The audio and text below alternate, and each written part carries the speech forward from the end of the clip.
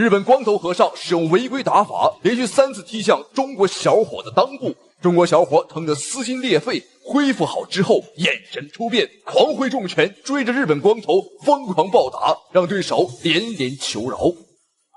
好，观众朋友们，您现在正在收看的是一场非常精彩的中日大战。我相信说起中日大战4个字啊，有很多观众朋友眼睛瞬间就亮了啊，瞬间就来精神了。我们注意看，穿着红色短裤的小伙子进攻非常的凶猛。没错，他的名字叫做王万里，绰号叫轰炸机，因为他的作战风格和轰炸机一样狂轰滥炸，非常的猛。什么情况？哦哟，刚开场就搞偷袭，这一下看情况踢的是不轻啊，这非常明显是想终止王万里的进攻节奏，然后踢裆来终止我，太卑鄙了。好，裁判在警告对方。我注意看这个光头和尚名叫斋藤幸治他在日本的话是一个和尚，他是一个武僧。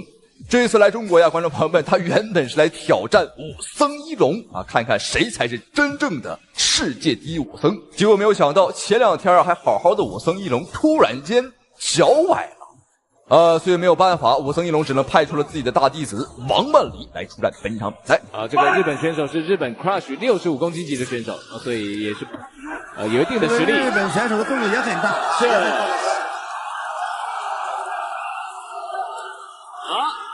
日本选手有点顶不住了。这有一个高扫腿是一个后直跟高扫。对。但是因为这个王万里他的报价还不错，是，手没有掉下来，所以高扫都没有踢到王万里的头。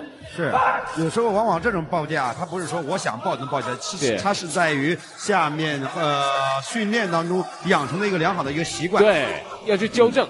对。那也因为他们教练比较重视细节。是。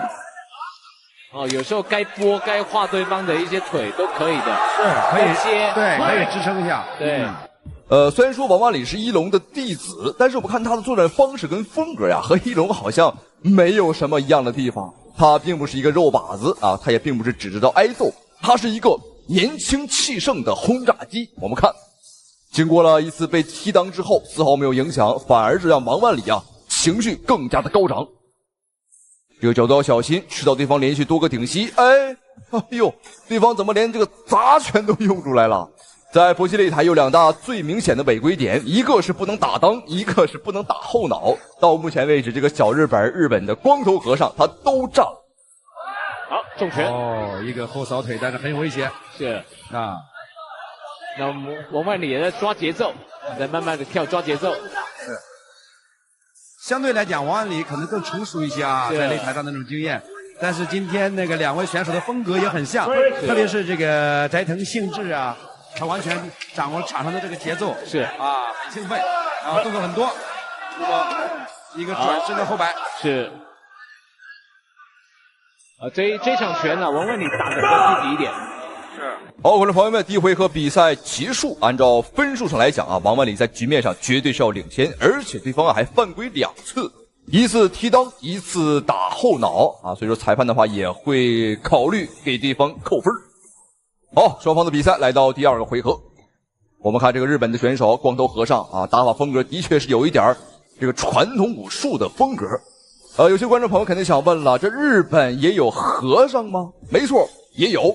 不仅有，观众朋友们，他们甚至还可以吃喝嫖赌、娶妻生子、喝酒抽烟都可以。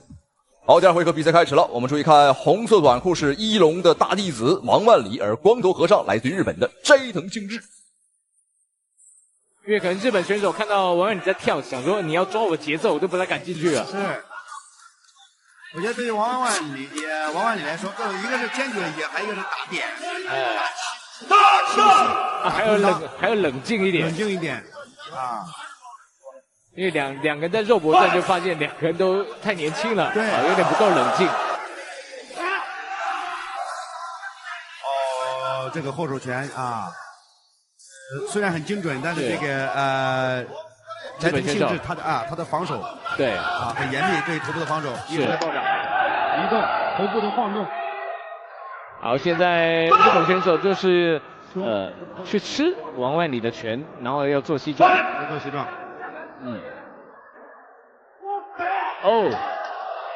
但是日本选手抗击打能力不错，是这个塞得准啊。是，在力量的话，当然是王万里占了绝对的优势。是。虽然说这个日本光头啊，他在日本是一个武僧，但是到目前为止我们看呢，他并没有给我们展示太多的功夫和东西。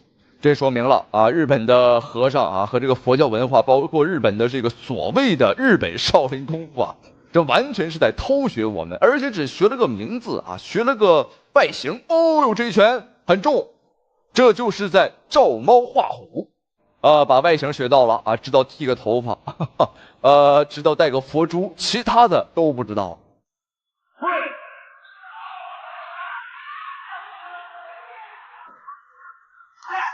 好，又打到了，塞了一个，是后手拳，对，膝撞。那么日本选手在力量上吃了很大的亏，所以他的攻击啊，对于王万里是比较不造成威胁的。是。哎呦，踢到裆了，实在的踢上了，是太卑鄙了，观众朋友们，又一次踢裆。这很明显，他是发现自己啊打不过王万里的时候，就会来上那么一脚。作为一个出家中人，能这么卑鄙，观众朋友们，您觉得他配做一个和尚吗？反正在我们中国的话，我觉得是不配的。在日本呢不好说啊，没准在日本这都算低调的了啊，这都算比较内敛的。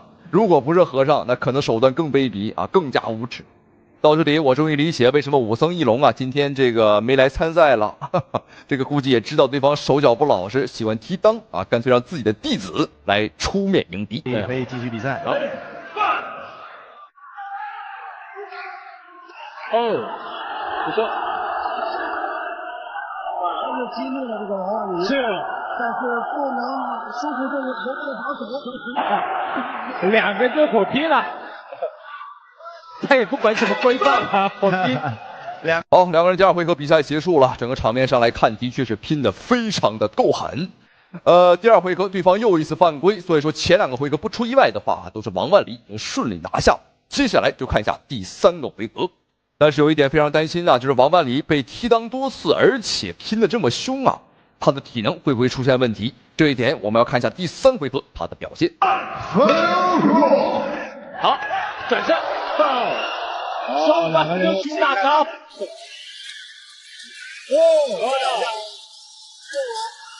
但是这个小伙子确实是是能力非常强啊，这太热血的一场比赛啊！是连续的撞膝，这连续了，连续不是连太多了。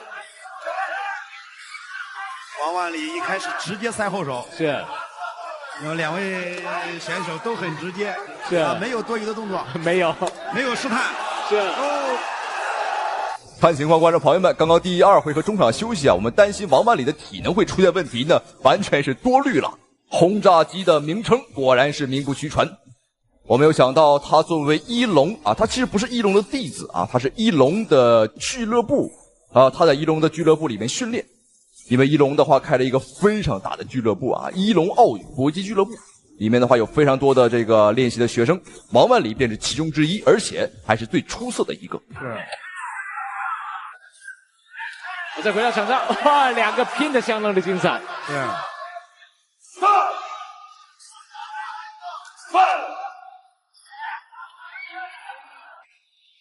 要竭尽全力啊，拼到底。蓝方的上勾拳都是用手臂的力量，所以力量还不够，但是他的膝撞是具有一定的威胁性的。是。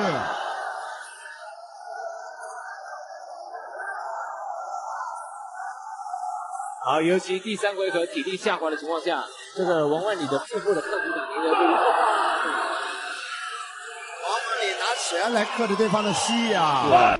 第一回合，观众朋友们，还有最后1分多钟的时间啊！这个时候我们看双方体能下滑比较明显了，尤其是王万里。但是还好啊，他的进攻态度还是有的，他没有后退。这场比赛与其说王万里是一龙的弟子，我觉得这个日本选手他更像是一龙弟子，从头到脚都挺像的，而且打法风格啊，你像这个抗击打能力也很强啊，和一龙的这个金钟罩铁布衫还真别说啊，有点相似啊。哦，对方顶膝很厉害，还在顶，妄想要 KO 王万里。而王万里的腹部防守相当不错，而且腹部的抗击打能力也很强。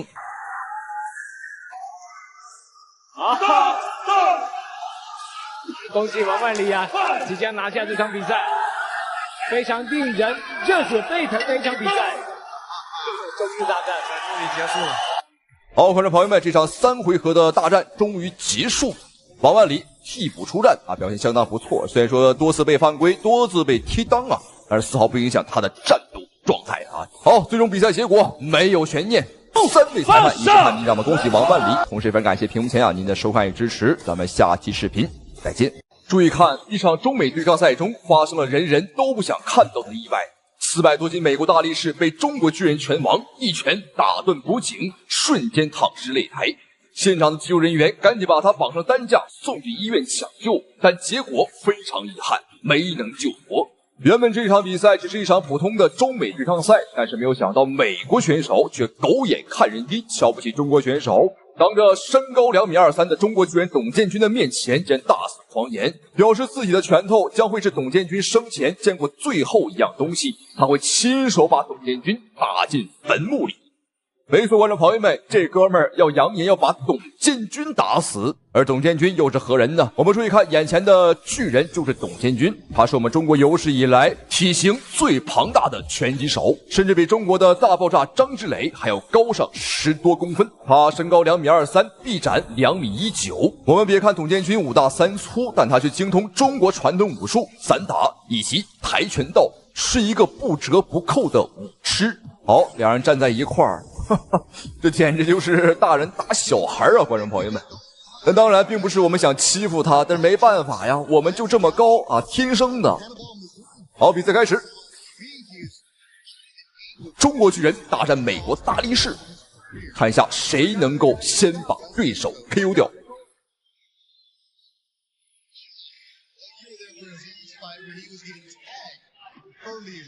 He just nailed the big overhand rights in the opening round of this last fight, and I think he was rocked by one of them. It took him about 董建军居高临下，打得非常的舒服。 midway through the third round for him to really find the rhythm against jab. 美国的小胖子，别看他胖啊，但别说，观众朋友们啊，他还真挺灵活。连续的躯干摇闪，也的确躲开了董建军不少的进攻。 He's not a guy who lacks any confidence, and I've actually seen some of his fights before. He has, despite that roly-poly midsection and flabby arms, he's got 但他的这个摇闪方式啊，太过于单一。如果董建军改变作战方式，开始打勾拳，那他可就要难受了。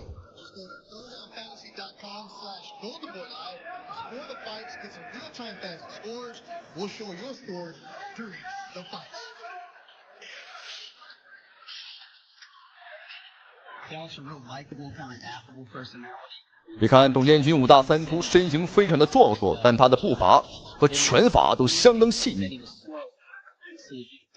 这的确是我赛前没有想到的。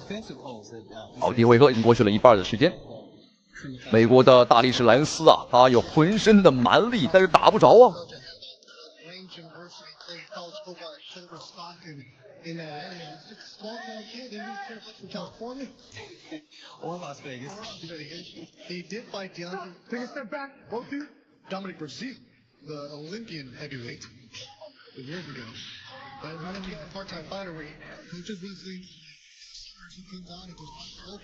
美国的大力士兰斯也想尝试往里打，但是发现啊，根本打不进来。 Semi-pro football. Yeah, he's all over the place. Yeah, football game. So he sat out that year. Sean mentioned working with Buddy McGirt. Understanding, explaining it's a project. As Sean started boxing literally a year ago. Last March was his first fight. 前手把控距离，哦，后手倒了，倒了，比赛结束，裁判1秒都没有犹豫，一拳只打到1拳就倒了。 刚刚这场比赛的失利让美国人相当不爽，所以说在第一时间又派出了一位实力悍将艾克斯来挑战董建军。我们看他依旧是一个白人选手，虽然说身材上来讲呢没有兰斯那么肥，但是我们看他的身材啊，肌肉块头还真不输董建军。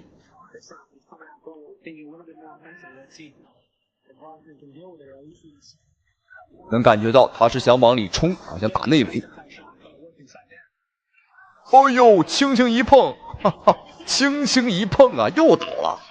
但还好，要比上一个美国的兰斯要强一点，他不至于啊被一拳直接打上担架。还能站起来，还能继续战斗。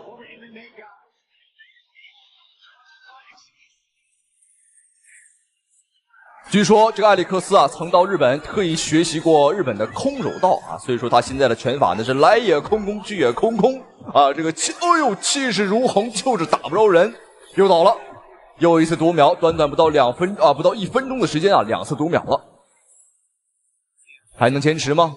我们看1分钟的时间啊，打得满身大汗，好漂亮，前手打到了，有点晃，哎呦，又倒了。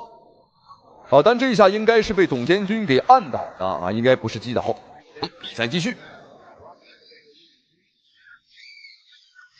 艾利克斯想发疯的野牛，什么情况？他想是摔我们吗？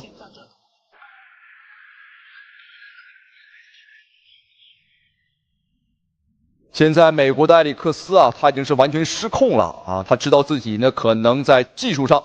打技术啊，绝对打不过了，所以说便背水一战，玩了命的啊，大力摆拳，哎呦，倒了！这一下裁判你还怎么包庇？比赛结束，裁判挥手了，因为这场比赛是没有悬念，1回合3次击倒，其实已经是5次击倒，有2次裁判也算是包庇了对方一下。在感受到中方球员董监军的实力之后，这美国官方不得不重视起来，也不再派出白人，直接掏出了王牌。美国拳坛的黑人选手托米·华盛顿，的确，在世界拳坛啊，这个白人的战斗能力相对来讲，观众朋友们只能说啊，一般，还得是黑人比较猛。像霍利菲尔德啊，像刘易斯，像泰森，这都是黑人。好，我们看一下打白人如此轻松的董监军啊，打黑人会不会像刚刚那么轻松？好，比赛开始，我们闲话少说。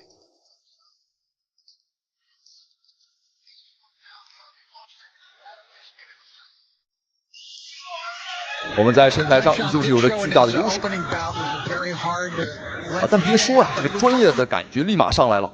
我们看这个托米·华盛顿相当的灵活，虽然说肥肥胖胖，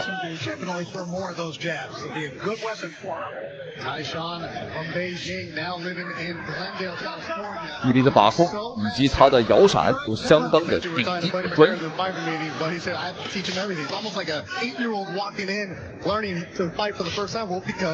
众朋友们，并不是我们看这个黑人选手太矮，是董监军打太高了。以董监军这个身材放在世界拳坛打谁？都是在身形上能够打到你啊，这是毋庸置疑的。要说我们欺负人，那没办法，我们就长这么高啊。而且在世界拳坛呢有这样一个规定啊，只要你的体重在100公斤以上都可以打，在身高上是没有任何限制的。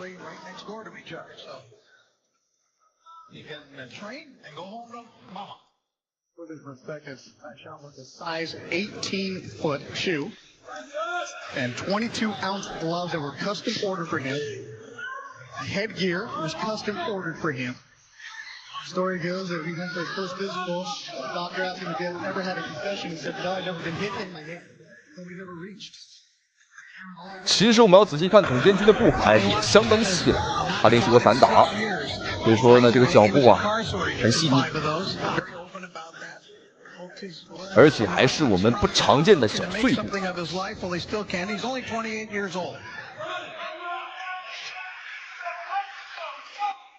第一回合最后的1分钟，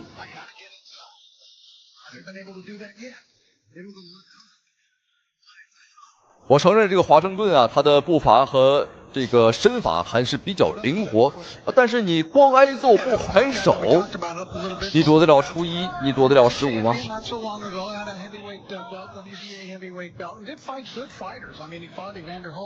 好了，这应该是一个读秒。在第一回合还剩30秒钟的时候，我们看托米·华盛顿现在已经是4脚着地，跪在了地板上。结束了，比赛结束了。3场比赛，没有想到第3场打黑人选手也是如此痛快，对手甚至一拳没出，还不如第2个的艾利克斯。好，3场比赛，您觉得哪一场更精彩呢？反正3场都是秒杀，都是1个回合之内拿下。我觉得董监军的实力是不弱于张之磊的，有什么想法可以在评论区留言讨论。咱们下期视频。基本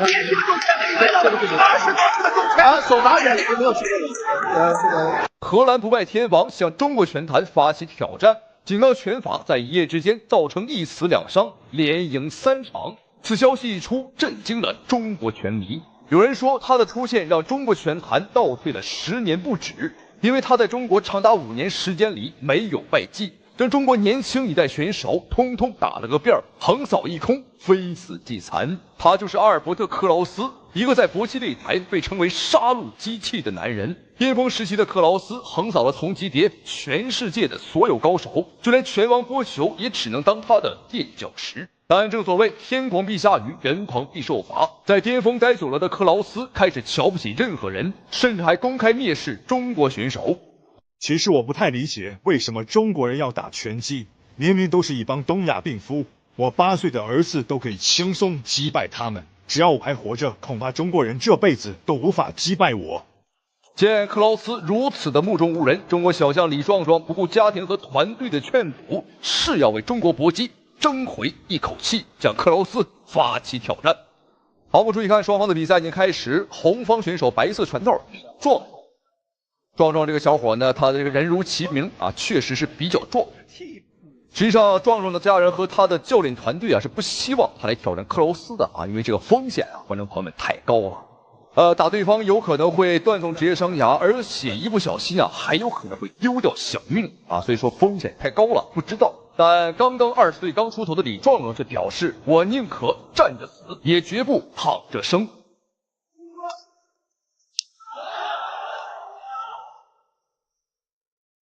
李壮壮现在应该，不仅仅是李壮壮，应该全世界，几乎所有战力格的都对克劳斯了解了。对。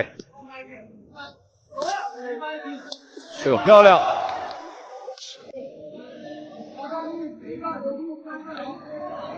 李壮壮要对头部的防护要好一点啊。克劳斯这个拳法刁钻可是出了名的。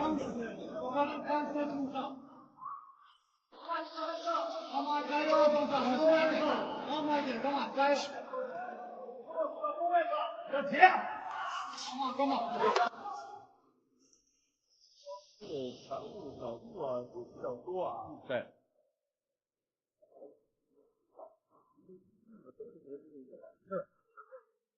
在克劳斯的面前，李壮壮显得的确是过于的稚嫩啊，但是呢，敢上台打，我觉得啊，李壮壮已经赢一半了。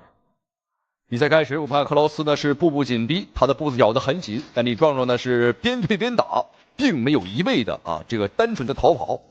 之前有很多中国的小将输给克劳斯啊，就是因为这一点，他追他就跑，然后呢就忘记反击了，因此被克劳斯追着打，就像我们视频当中啊开始那一幕。但是我们再看李壮壮，他还真有点引蛇入洞啊，这个吊着克劳斯进来的感觉漂亮，就打反击。你喜欢进攻，那我就打反击。像上一场郑昭玉也是这种打法。对，而且郑昭玉之前也是跟克劳斯打了几次啊。对，是输给了克劳斯，后来郑昭玉还去和克劳斯一起训练。对。比赛就是比赛，一定要吸取别人很优秀的地方。是。哦，漂亮，高手，失去重心。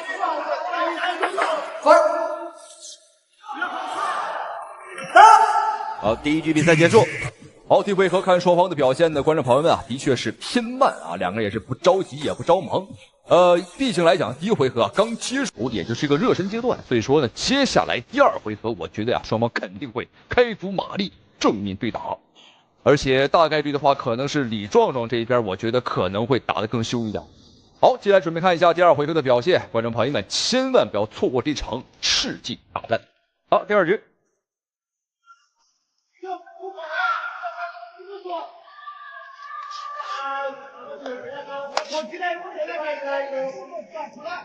克劳斯今天这个右低扫的输出还是比较多，对，效果还不错啊，当时。对。顶膝。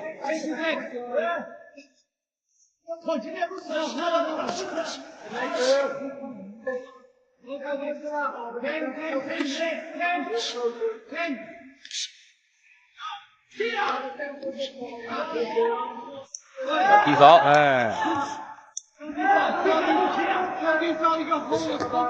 漂亮前手的摆拳。虽然说比赛已经来到了第2个回合，但是两个人的节奏啊，依旧是不慌不忙，打得很稳。我觉得对于李壮壮来讲，稳一点是有好处的啊，因为克劳斯此时已经38周岁啊，也就是39岁，而李壮壮20岁出头，所以说呢，我们稍微慢一点啊，把对方的体能耗没，第3个回合再发力也不着急。今天李壮壮的确在战术上腿法的运用比较多啊，刻意的把控距离。观众朋友可能不知道啊，克劳斯这名选手他的技术特点就是喜欢在内围上对你进行狂轰乱炸，让你根本防不住啊，将你的防守当成打穿。好漂亮，好，再从身上跨过去，这样一来很好的挫了一下克劳斯的锐气。不断的这种创伤会影响到李壮壮起自己前腿的扫踢。是。李壮壮有一次和孔令锋打比赛的时候，其实就是低扫换孔令锋的低扫。对。当时孔令锋是反架，孔令锋的后腿低扫呢，就是踢到李壮壮前腿内侧。对。所以当时对李壮壮是有一定打击的。对，影响非常大。对。转身圆拳，这是顺势的。李壮壮其实刚刚做前腿低扫，克劳斯也有反应，低扫、高扫都有。对，连续的中扫啊，就这种连续中扫期间，来了，哎，对，就是这个，可以完全阻挡了克劳斯压迫进来。对，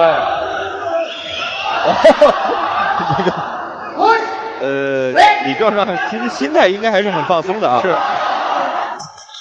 现在的克劳斯啊。好，第2回合比赛结束，李壮壮今天的战术啊，我觉得非常的不错。我们就是啊避其锋芒，然后呢和对方啊打起这种迂回战术，让对方越来越着急。尤其在第2回合最后的半分钟啊，克劳斯真是着急了，因为他也知道第3个回合自己肯定是拼不过李壮壮。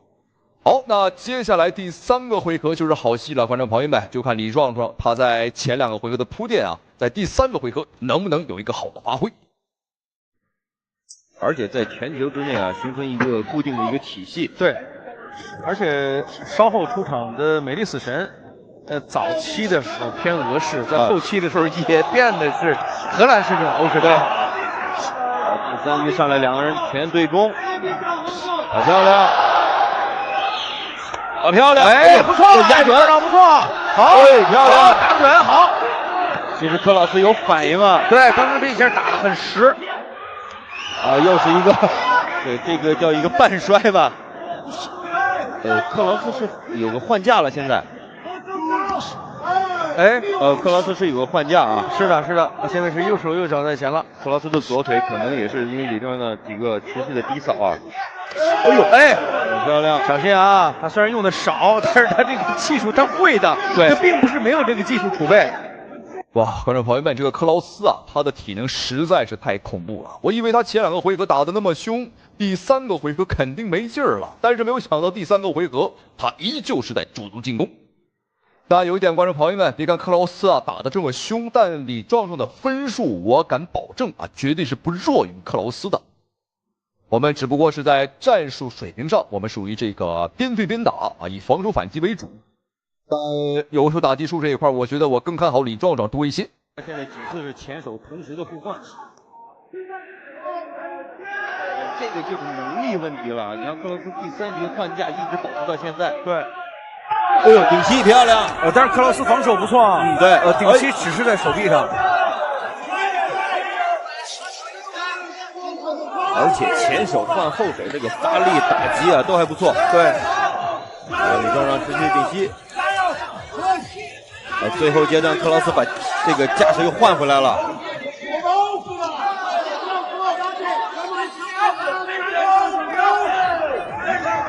后手拳，不错，压得准，这个机会掌握的也好。对。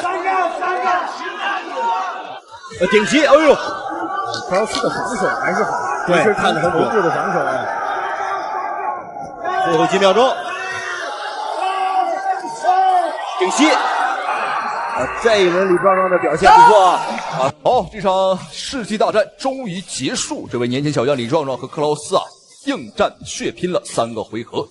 好，最终的比赛结果，我个人感觉，我个人还是偏向李壮壮多一点啊，因为有效的反击啊，打得相当的不错。好，最终结果30比29 30-29 and your winner by 比赛结果 Hong Fox the red corner